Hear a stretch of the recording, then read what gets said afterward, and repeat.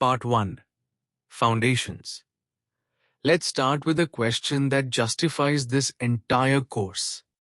Imagine you write a little function to remove duplicates from a list of IDs. It is correct. It passes every test you throw at it. You are happy.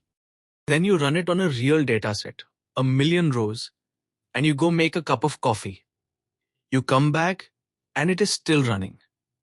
Something is very wrong, but the code is right. So what on earth happened? The code was right. The data structure was wrong. Here is the culprit, and it is sneaky. To check whether you have already seen an ID, you scan the whole list of seen items from the start every single time.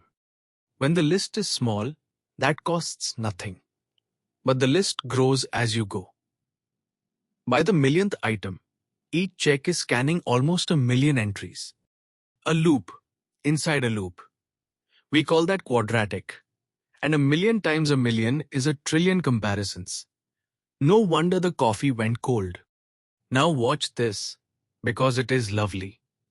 We change one single word. Instead of a list, we store the seen items in a set. A set is built on hashing. It can answer, "Have I seen this before?" in one single step. Instantly. No matter how many items it already holds. And just like that, the 1,000,000,000 comparisons collapse to 1,000,000. The nested loop becomes one clean pass through the data.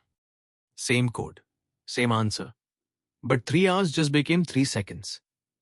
We did not buy a faster computer. We chose a smarter structure.